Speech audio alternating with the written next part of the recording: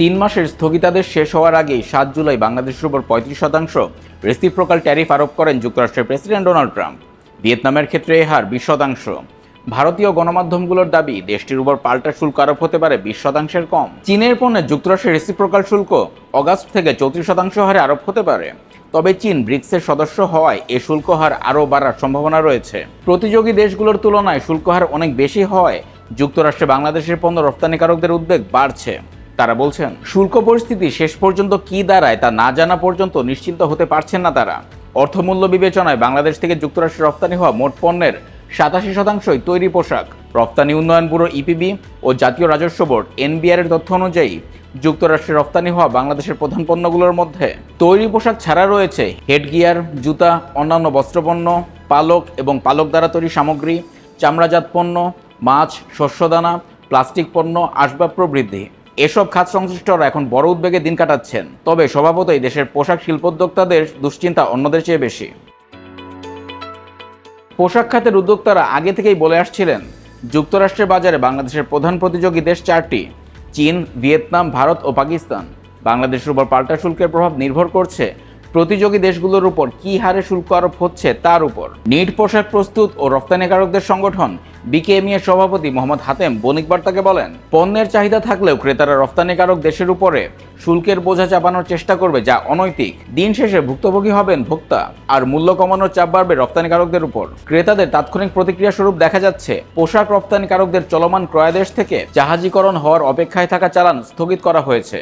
পোশাক সহ যুক্তরাষ্ট্রের বাজার সংশ্লিষ্ট সব রপ্তানির খাতের উদ্যোক্তারাই উদ্বেগে রয়েছেন উল্লেখ করে মোহাম্মদ হাতেম বলেন, আসার জায়গাটি হলো শুল্কের কারণে চীন থেকে অনেক ক্রয়াদেশ সরে আসতে পারে, আর সেগুলো সরবরাহ করার সক্ষমতা বিবেচনায় বাংলাদেশ এখন পর্যন্ত সুবিধাজনক অবস্থানেই আছে। কিন্তু উদ্বেগ কাটছে না, কারণ দিন শেষে কি হতে যাচ্ছে তা এখনও পরিষ্কার নয়। পরিস্থিতি কেমন হতে যাচ্ছে সেটা বুঝতে এ মাসের শেষ নাগাদ পর্যন্ত অপেক্ষা করতে হবে। জানা গেছে, পোশাক খাতের উদ্যোক্তাদের মধ্যে যারা ওভেন পোশাক রপ্তানি করেন তারা ট্রাম্পের শুল্ক কাঠামোর চেয়েও চুক্তিতে থাকা বাণিজ্যিক বিধিমালা নিয়ে বেশি শঙ্কিত। কারণ চুক্তির রুলস অফ অরিজিনে মার্কিন বাজারে প্রবেশাধিকার পেতে পণ্যে 40% দেশীয় মূল্য সংযোজন বাধ্যতামূলক করা হয়েছে। বিজিএমই এর সভাপতি মাহমুদ হাসান খান বলেন, আমরা 40% পর্যন্ত স্থানীয় মূল্য সংযোজন সক্ষমতা প্রয়োগ করতে পারবো বলে মনে করছি। আর ভারত, ভিয়েতনাম কারো উপরই শুল্ক হার এখনও চূড়ান্ত হয়নি। এখন পর্যন্ত একটি দেশের সঙ্গেও চুক্তি হয়নি। ভিয়েতনাম সরকারও 20% শুল্ক নিয়ে সন্তুষ্ট নয়। আমাদের উদ্বেগ আমরা জানিয়েছি। ভালো বিষয় হলো সরকার আমাদের সঙ্গে আলোচনা করতে শুরু করেছে।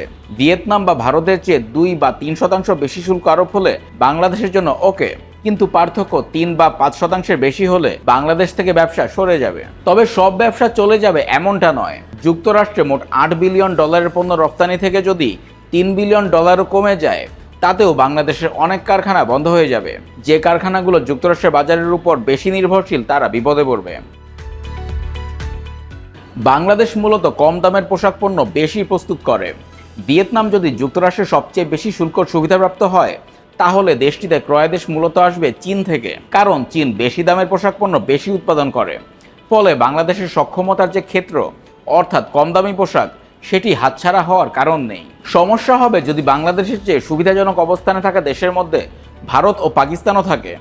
ভিয়েতনাম বাংলাদেশের উদ্বেগের কারণ নয় জানিয়ে পোশাক রপ্তানিকারকরা বলছেন, দেশটি বাংলাদেশের সর্বোচ্চ 20% ক্রয়দেশের উপর প্রভাব ফেলতে পারে। কিন্তু ভারত ও পাকিস্তান বাংলাদেশের চেয়ে সুবিধাজনক অবস্থানে থাকলে তারা বাংলাদেশের 80% ক্রয়দেশের উপর প্রভাব ফেলার ক্ষেত্র তৈরি করবে। এতে বাংলাদেশি পোশাকের দাম হয়তো কমে যাবে, কিন্তু পরিমাণের প্রবৃদ্ধি খুব কমবে না বলে আশা করছেন তারা।